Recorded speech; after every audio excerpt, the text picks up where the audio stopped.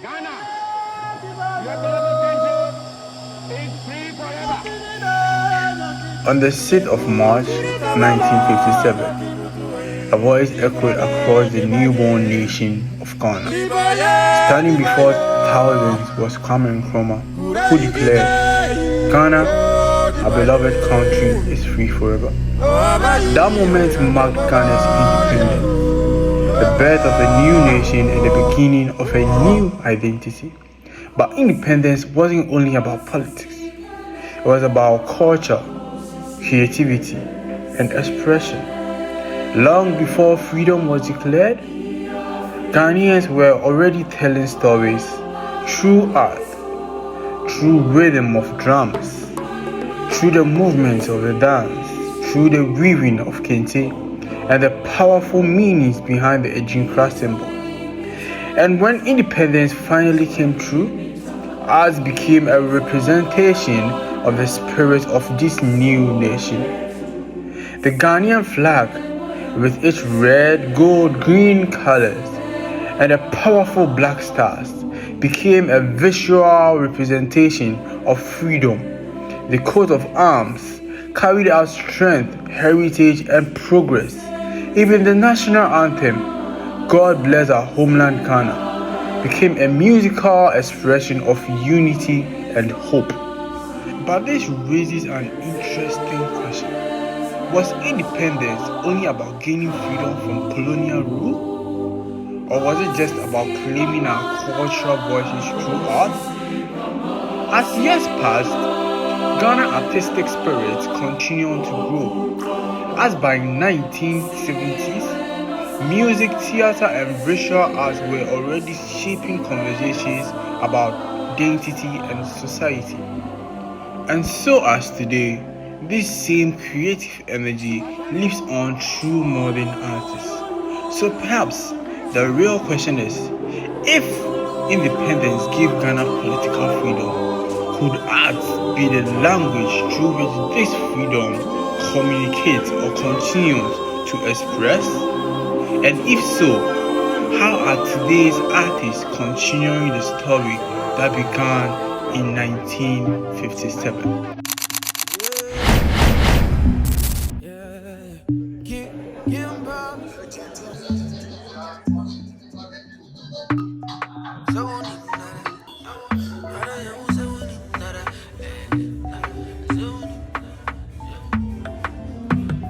I know say I've been gone for a long while now. Where you they call, but I know the pick. And so we're bound to sign himself, boy, now you wow. And all I want be your happiness. You know the home is right here. Let's cultivate the home inside. Once we continue to cultivate the home inside, all the people around us become the home for us.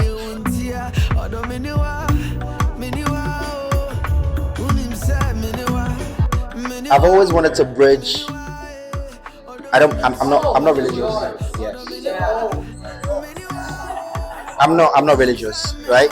But I believe that we've actually sold so much to the extent that now the word is being crumbled because of the word religion, right? And when I was creating this, I wanted to bridge the gap between pop art, street arts, but still place emphasis on the fact that this actually has been.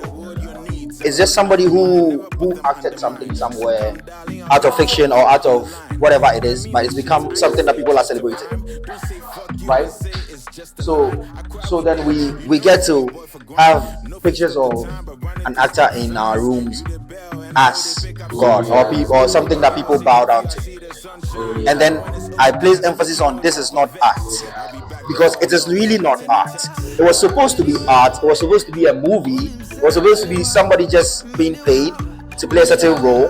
But then it's become something very significant in the Christian space, right? So now people believe in it. That's why I said this is not us. Just believe. You know. And I've had this. So what happened is, I'm also a graffiti artist, right?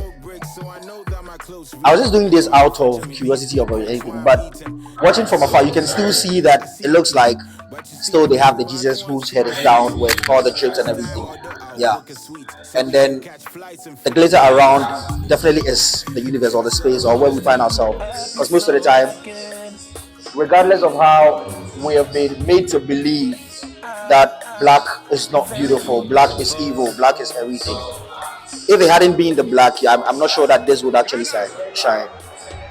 So yes, that's I don't know. I just created my own. Yeah, yeah. I'm actually a musician. I'm not.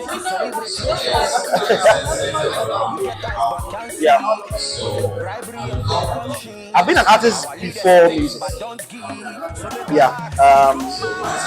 I've had significant works out there that people don't know, like the SM logo, the Short Term Movement logo.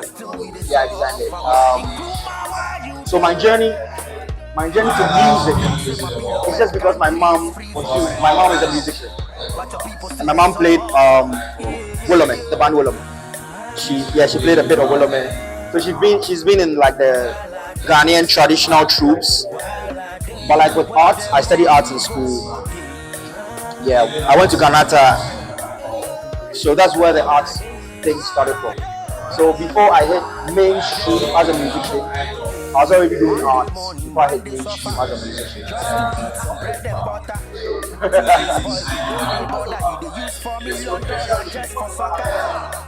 Yeah, always be there. Yes, because today I'm not a business.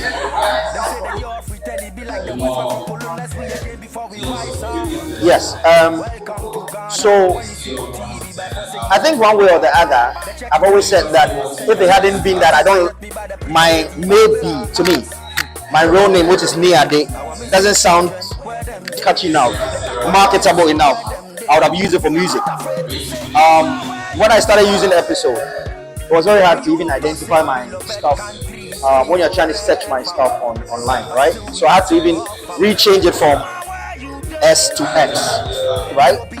Then, as a reggae artist or a dancehall artist, you travel around the world, and then people have the notion you're from Jamaica. So I wanted something that could tell people where I come from. And it was just me trying to incorporate my art into the music. So I came up with that because Wolome, they have that. You see Fela, you see people. It was just without me telling you where I'm from, you know that I'm from Africa. So that was too many talent, but tell me who go support them. You promise my people 1.5